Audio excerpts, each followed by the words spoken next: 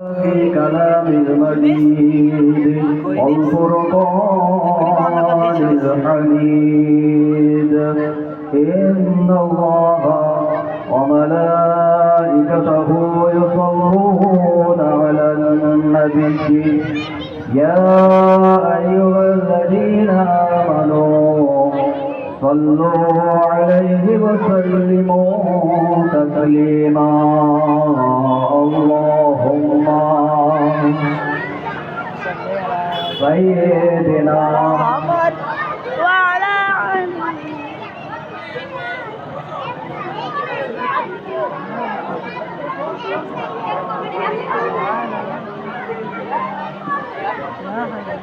الحمد لله وكفى وسلام على عباده الذين اصطفى أما بعد সর্বপ্রথমে জানাই উপস্থিত বয়োজ্যেষ্ঠ মুসল্লি মুরব্বী জওয়ান যুবক ভাই স্নেহের ছোট ছোট বাচ্চা পর্দালেসিন আমার মা ও বোন সকলের প্রতি আমার আন্তরিক প্রীতির শুভেচ্ছা ভালোবাসা আসসালামু আলাইকুম ওয়া রাহমাতুল্লাহি ওয়া বারাকাতুহু। ভাইজান যারা বসে আছে, আমার মুরব্বীরা যারা সামনে বসে আছে, বিরাট একটা আশা নিয়ে বসে আছে, আর বাকি যারা আছে তারাও একটা বিরাট আশা নিয়ে এসেছেন, সেটাও বলছি না। যদি অরিজিনাল আশা একটা মাদ্রাসার তালবে ইলম তিলাওয়াতে কালামের সদরসাদির মজলিস এ মজলিসে দোয়া করা আলাদা আশা, আর যদি অন্য ব্যতিক্রম কোনো আশা করি যে আমাদের মাদ্রাসা তালবে ইলমের সাথে আরও একটা ব্যবস্থা আছে, যেটা হলো তাবারক। আমরা যদি তাবারকের ব্যবস্থা মনে করে আসি তাহলে কিন্তু এই মজলিসটাও ভালো লাগবে না, আওয়াজটা শুনতেও ভালো লাগবে না। আল্লাহ পাক রব্বুল আলামিনের পেয়ারা হাবিবের নাম নিয়ে আমরা অনুষ্ঠান করছি, নাম দিয়ে দিয়েছি নবী দিবস। বিশ্ব নবীজির শানে, বিশ্ব নবীর সম্মানের খাতিরে আমরা এই মজলিস কায়েম করেছি। এই মজলিসটা কায়েম করতে গিয়ে একটু লক্ষ্য করবেন, আমরা যারা এখানে হাজির আছি বা হাজির নেই, মাইকের আওয়াজ কানে যাচ্ছে, কোনো না কোনোভাবে এই মজলিসকে কায়েম করতে আমরা জড়িত আছি। কেউ হয়তো শ্রম দিয়েছি, কেউ অর্থ দিয়েছি, কেউ জায়গা দিয়েছি, কেউ মেহনত দিয়েছি, কেউ সশরীরে এসে এখানে হাজিরা দিয়েছি। যে কোনোভাবে আমরা এই মজলিসে জড়িত হয়ে আছি। তো আমাদের এই মজলিসে বসার আগে নিয়তটাকে আমাদের সহি করতে হবে, কারণ আমি বেশি কিছু বলবো না, এখানে সারা রাত আমাদের ব্যাপার নয়, সংক্ষিপ্ত আলোচনা। আর আল্লাহ কোরআন এমনই একটা গ্রন্থ, একটা আয়াতের আলোচনা একটা মানুষকে আল্লাহ যতদিন হায়াত দেবে ওই একটা আয়াতের আলোচনা করে যাবে। শুধু ওই একটা মানুষ কেন, গোটা পৃথিবীর প্রত্যেকটা মানুষ কোরআনের একটা আয়াতের আলোচনা করে যাবে, মানব জাতি ধ্বংস হয়ে যাবে। কোরআনের আয়াতের বায়ান শেষ হবে না, কোরআনের আয়াতের বায়ান শেষ হবে না। কেন? এটা কোনো মানুষ বলেনি, কোনো নবী রাসূল কেউ বলেনি। যিনি কোরআন আমাদের কাছে পাঠিয়েছেন তিনি নিজে বলেছেন, পৃথিবীর সমুদ্রগুলোকে যদি কালি তৈরি করা হয় আর যত গাছপালা আছে এগুলোকে যদি কলম বানানো হয়, দিয়ে শুরু করা হয় আল্লাহর কালামের বর্ণনা, আল্লাহর কালামের বায়ান, সমুদ্রের পানি শেষ হয়ে যাবে, দুনিয়ার গাছপালা শেষ হয়ে যাবে, আল্লাহর কালামের বায়ান লেখা শেষ হবে না। তোমার বলার উদ্দেশ্য ভাই, একটা ছোট আয়াতের বায়ান করতে গেলে আল্লাহ যতদিন হায়াত দিয়েছে সময়টা লেগে যাবে, তবু বায়ান শেষ হবে না। সেই কোরআনের গোটা আয়াত, গোটা কোরআনের বায়ান দেওয়ার জন্য বসেছি। সংক্ষিপ্তভাবে একটা ছোট্ট আয়াত আপনাদের কাছে পেশ করব। সংক্ষিপ্তভাবে কোরআনুল কারীম যখনই আমরা খুলব,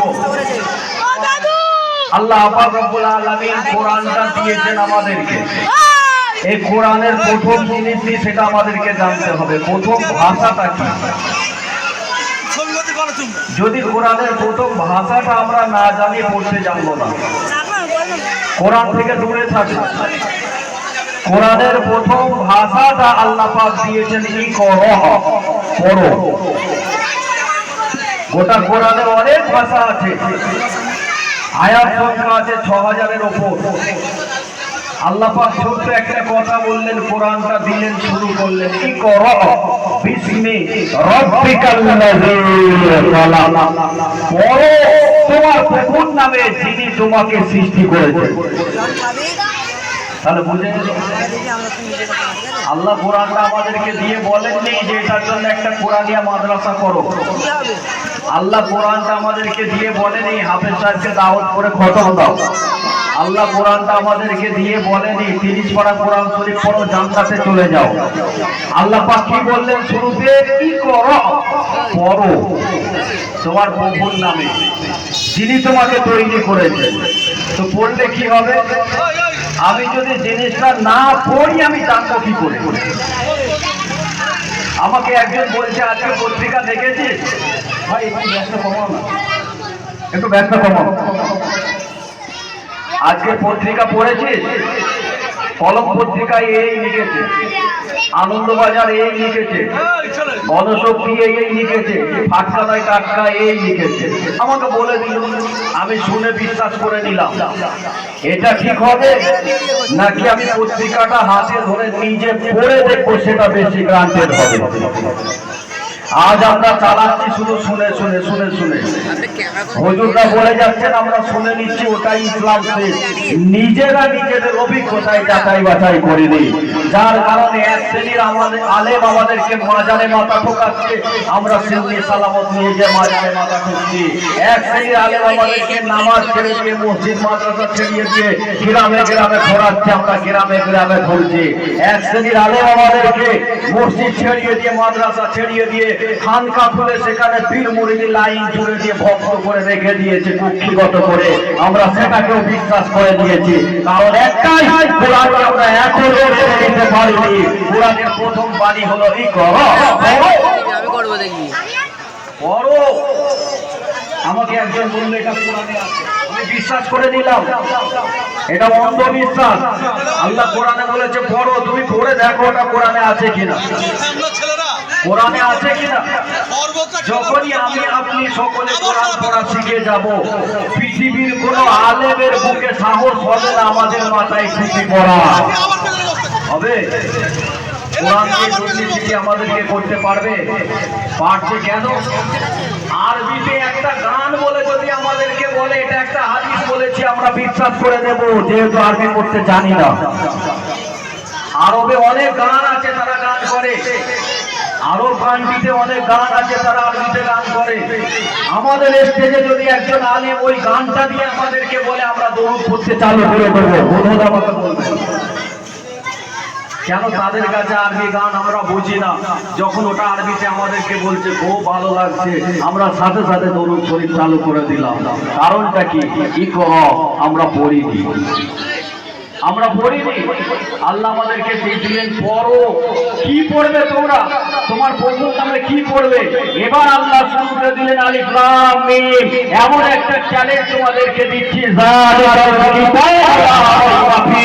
এটা আল্লাহ তরফ থেকে এমন একটা কিতাব এসেছে যে কিতাবে কোনো সন্দেহ নাই। কোরআন শুরু, আল্লাহ বলছেন আমি চ্যালেঞ্জ করছি, আমার এই কিতাবে কোনো সন্দেহ নাই। কোনো কিছু ভুল প্রমাণ করতে গেলে আগে সন্দেহ হয়, সন্দেহর বশে পড়ে মানুষ আস্তে আস্তে সেটাকে ভুলে নিয়ে যায়। সন্দেহ হবে, তার মানে ভুল হবে, এটা হতেও পারে নাও পারে। একটা সিদ্ধান্ত যাবে, হয় ইয়েস না হয়তো, হয় সত্য না হলে মিথ্যা। আগে তার আসবে সন্দেহ। আল্লাহ পাক বলেছেন জালিকাল কিতাব এটা ওই কিতাব, না ওই মাফি কোনো সন্দেহ নাই। ভুলটা ভুলের কথা, ভুলের কোনো প্রশ্নই হয় না। তোর ভাগ্য আমাদের, আমি মুসলমান কোরআন পেয়েছি, মুসলমান কোরআন পেয়েছি, মুসলমান কোরআনের মাদ্রাসা পেয়েছি, মুসলমান কোরআন পড়নেওয়ালি মায়ের পেটে এসেছি, মুসলমান কোরআন পড়নেওয়ালা হাফেজের সন্তান। আর সেই মুসলমান আমি কোরআনটা কি বুঝি না। এর থেকে বড় দুঃখ আমাদের কি হতে পারে? আল্লাহ পাক বললেন পড়ো, যালিকাল কিতাব, এটা যাতা কিতাব নয়, ওই কিতাব। কোন কিতাব? বল হুয়া কুরআনুল মাজিদ, এটা হলো কুরআনে মাজিদ, ফি লাওহিল মাহফুজ, আল্লাহ লাওহে মাহফুজে নিজে সংরক্ষণ করে রেখে দিয়েছেন। ইন্না নাহনু নাযালনা যিকর ওয়া ইন্না লাহু লাহাফিজুন, নিশ্চয়ই আল্লাহ জিকির হলো এই কোরআন, আর আল্লাহ নিজেই এই কোরআনের হেফাজতের দায়িত্ব নিয়েছেন। সুবহানাল্লাহ। কোরআনের দায়িত্ব কে নিয়েছেন হেফাজতে? এখন আমি মাদ্রাসাগুলো হেফাজত করতে পারবো? কোরআনের হাফেজ হয়ে হেফাজত করতে পারবো? হেফাজতের দায়িত্ব কার? আল্লাহ। আল্লাহ কেমন করে হেফাজত করবেন? আল্লাহ দুনিয়ায় দেখিয়ে দিয়েছেন এই মাদ্রাসার মাধ্যমে। আল্লাহ দেখিয়ে দিয়েছেন কোরআনী মাদ্রাসার মাধ্যম দিয়ে। এই কোরআনী মাদ্রাসা তোমাকে কেউ ডোনেট করবে না, কোনো সরকার তোমাকে দেবে না, কোনো মুসলিম তোমাকে দেবে না, কোনো মায়ের লাল তোমাকে এসে দেবে না। যে কোরআনকে বিশ্বাস করেছে সে তার কলিজা ফিরে তোমাকে দেবে। এটা আমার আল্লাহ থেকে, এটা হলো আল্লাহ থেকে হেফাজত হবে। পাড়ায় টিম করে কোরআনী মাদ্রাসা চললে আস্তে আস্তে ওই টিমে মাদ্রাসাটা বিশাল কোরআনী আকার নিয়ে নেবে। আল্লাহ পাক রব্বুল আলামিনের ওই মাদ্রাসা থেকে একটা বছরে, একটা বছরে দুটো, বছরে তিনটে, এমনও দেখা যাবে আল্লাহ চান তো বছরে 50টা, 100টা করে আল্লাহ কোরআনে হাফেজ ওই মাদ্রাসা থেকে বার করবে। যে বিকল্প আল্লাহ সংরক্ষণের জায়গা গোটা পৃথিবীতে কোনো মেশিন আবিষ্কার হয়নি। আল্লাহ কোরআনটা কোথায় রেখেছে ধরে বলবে পারবে? আপনার হার্টে কি হয়েছে? ইসিজি করবে, বুঝতে পারছে না। এমআরআই করবে, বুঝতে পারছে না। ইকো করবে, বুঝতে পারবে যে আপনার হার্টে সূক্ষ্ম সূক্ষ্ম সেরা ব্লক হয়ে গেছে, আপনার হার্টটা ফুলে গেছে, গালি হয়ে গেছে, বেড়ে গেছে, চুপতে গেছে, বলে দেবে। কিন্তু ওই হার্টের ভিতরে, দিলের ভিতরে কোরআনটা কোথায় আছে পৃথিবী দেখতে পাবে না। মেশিন আবিষ্কার হয়নি, আল্লাহ সংরক্ষণ করে রেখে দিয়েছেন। গোটা পৃথিবীতে যত কিতাব আছে, গোটা পৃথিবীতে যত গ্রন্থ আছে, গোটা পৃথিবীতে যত বই পুস্তক আছে, সমস্ত পুস্তককে এক জায়গায় জমা করো, করে দিয়ে আগুন লাগিয়ে দাও, করে দিয়ে ধ্বংস করে দাও, পানিতে ফেলে দাও, মাটি চাপা দিয়ে দাও, দিয়ে এবার হুকুম দাও লেখো, তুমি যেটা লিখেছো নতুন করে আবার লেখো। বিজ্ঞান, তুমি যে বিজ্ঞানটা লিখেছো নতুন করে লেখো। ইতিহাস, তুমি ওটা নতুন করে লেখো। ভুল হবে 100 আল্লাহর কোরআন ভুল হবে না। আপনার গ্রাম থেকে বছরে একটা ছেলে, বছরে দুটো ছেলে, বছরে তিনটে ছেলে আপনারা বেঙ্গলোতে 2 টাকা 5 টাকা দিয়ে তৈরি করেছেন, এক মুঠো করে মসজিদ চাল জমিয়ে দিয়ে তৈরি করেছেন। ভাববেন না আপনার এক মুঠো চাল, আপনি একটা কোরআনের মর্যাদা দিয়েছেন, একটা হাফিজের মর্যাদা দিয়েছেন। ভাববেন না আপনার 5টা টাকা, ওই 5টা টাকায় একটা হাফিজের মর্যাদা দিয়েছেন, একটা কোরআনের মর্যাদা দিয়েছেন। আল্লাহ পাক রব্বুল আলামিন সেই কোরআনওয়ালা হাফেজকে সংরক্ষণ করে রেখে দিয়েছেন। তোমার সিনার মধ্যে আমি কোরআনটাকে এমন ভাবে ভরে রেখে দিয়েছি, বল হুয়া কোরআন, যেটা লাউহে মাহফুজে আছে সংরক্ষণ করা। আমি তোমার সিনায় দিয়ে দিয়েছি, গোটা পৃথিবী তোমাকে দেখবে। তোমারও দুটো চোখ, তারও দুটো চোখ, তোমারও দুটো কান, তারও দুটো কান, তোমার দুটো নাক আছে, তারও নাক আছে, তোমার জবান, তারও জবান। তুমি যা খাও সেও তাই খায়, তুমিও কাজ কারবার করো সেও কাজ কারবার করে, তুমিও বিয়ে শাদী করেছো সেও করেছে। এক কথায় দুনিয়ার সমস্ত ফাংশন কাজ আছে একটা জায়গায়, সেই সব হয়ে আছে তোমার ভিতরে আল্লাহর কোরআন আছে। বুঝতে পেরেছে? আল্লাহর কোরআন আছে। এই কোরআনটাকে লাওয়াইবাফি, কোনো সন্দেহ করা যাবে না। তাহলে বুঝলাম কোরআন কি? কোরআনকে আমরা সন্দেহ করি না। যদি গভীরভাবে আলোচনা করতে যাই সময় অনেক হয়ে যাবে। আমরা সবাই এখন সন্দেহতে আছি, সন্দেহতে আছি। মালিককে অনেকদিন নামাজে দাঁড়িয়ে বলেছে, আর আমার ইন্ডিয়ার মালিককে, বাংলার মালিককে, আমার বাউলিয়া এলাকার মালিককে যদি একটু চেপে প্রশ্ন করা হয় তখনই বেরিয়ে যাবে যে আপনি কোরআনকে সন্দেহ করেন কিনা। রুজির মালিককে, আয়াতের মালিককে মুখে বলে দেয়া খুব সহজ, দুঃখ নেবেন না। মুখে বলে দেয়া খুব সহজ, আল্লাহ এক, আল্লাহ ছাড়া কাউকে ভয় করি না। হ্যাঁ বেটা, তাহলে এত কাগজ জোগাড় করছিস কেন? বাংলাদেশ পাঠাবে,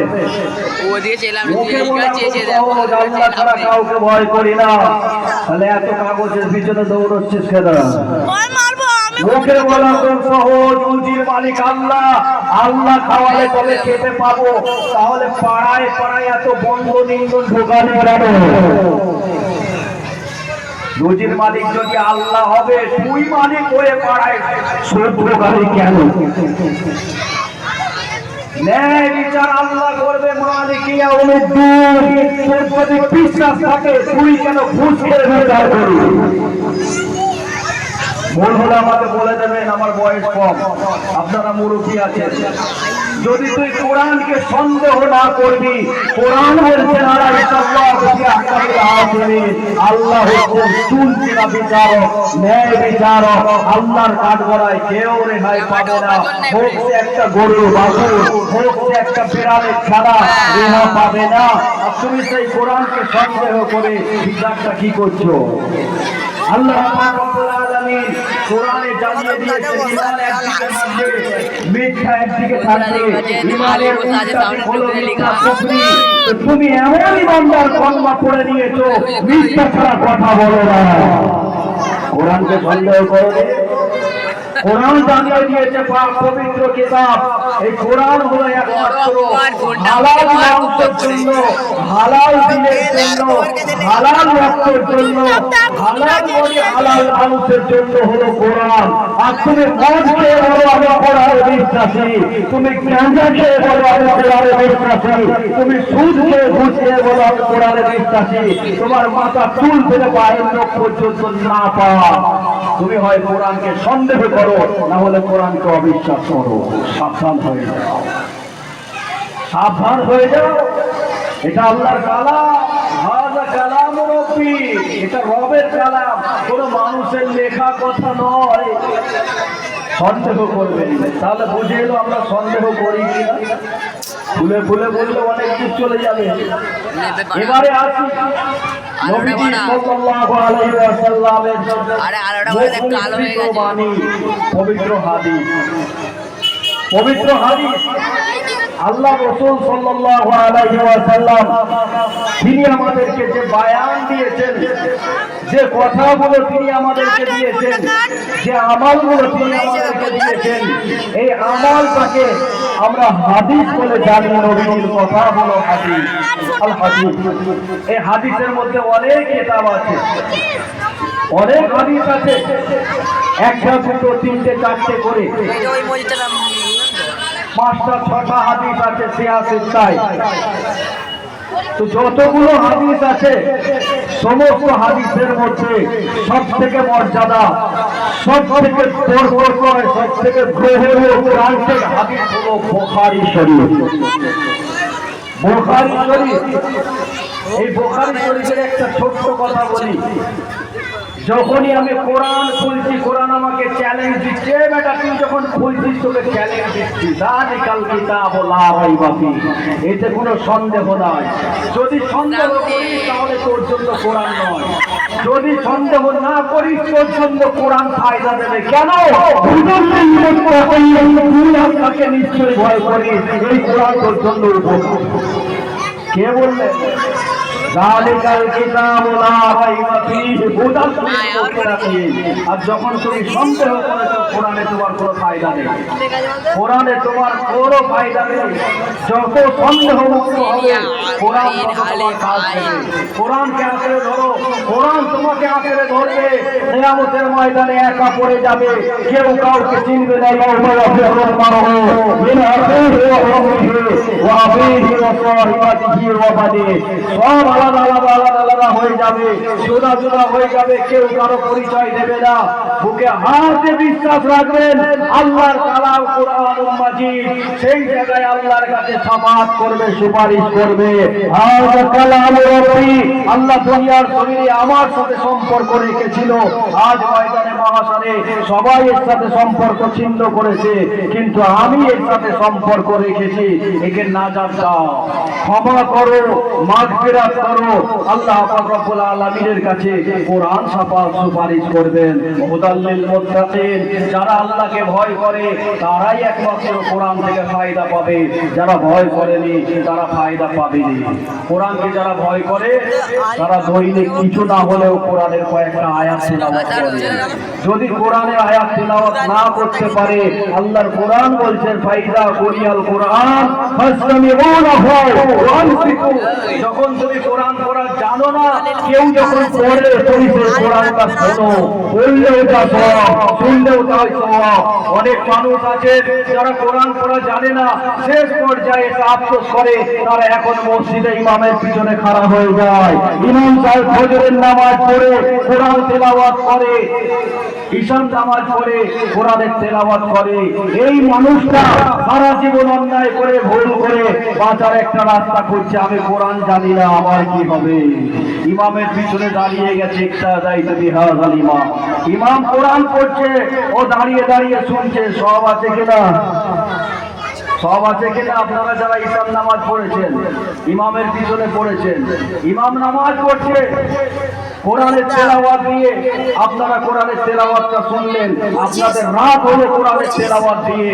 আবার যখন রাত্রিরে ঘুম থেকে উঠে ফজরের নামাজ ইমামের পিছনে দাঁড়িয়ে যাবেন, ইমাম কোরআনের তেলাওয়াত দেবে, আপনারা দাঁড়িয়ে দাঁড়িয়ে শুনবেন, নামাজ শেষ হয়ে যাবে। আপনার সকালটা হলো কোরআন দিয়ে। পৃথিবীর জমিনে ওই মানুষটাই হলো ভাগ্যবান যার রাতটা হয় কোরআন দিয়ে, সকালটা হয় কোরআন দিয়ে। বুকে হাত দিয়ে বলি, এর পরেও যদি আমরা বেনামাজি থাকি, বেরোজগার থাকি, সুদখোর থাকি, ঘুষখোর থাকি, গাঁজাখোর থাকি, মাতাল থাকি, কোরআন কিচ্ছু ফায়দা নাই। যতই সবরে জানি করো, যতই কবরস্থানে যে দাঁড়িয়ে হাত তুলে জিয়ারত করো, যাই করো না কেন, কোরআন কোনো ফায়দা নয়। যালিকাল কিতাব লা রাইবা ফীহি, এটা ওই কিতাব, সন্দেহ করতে নিষেধ করা হয়েছে। তুমি সন্দেহ তো দূরের কথা, মানোই মানো। এরপরে এবার হাদিসটা বলেছেন, আরো অনেকজন আছে, কেউ ছিল না বলে সময়টা একটু নিলাম, অনেকজন চলে এসেছেন। যাই হোক, হাদিসটা বলে শেষ করব। নবীজি সাল্লাল্লাহু আলাইহি সাল্লামের হাদিসটা যখন দেখতে যাব, দেখতে গেলে আমাদের সবথেকে গ্রহণীয়, সবথেকে পারফেক্ট সহি যেটা, সেটা আমায় ধরতে হবে, সেটা হলো বুখারী শরীফ। এই বুখারী শরীফ যখনই আমি পেজটা উল্টাবো, সাথে সাথে প্রথম ইন্নামাল আমালু বিন্নিয়াত, ইন্নামাল আমালু বিন্নিয়াত, যে নিয়ত করে কাজ করবে সেই নিয়তের উপর ফল পাবে। যে নিয়তের উপর কাজ করবে,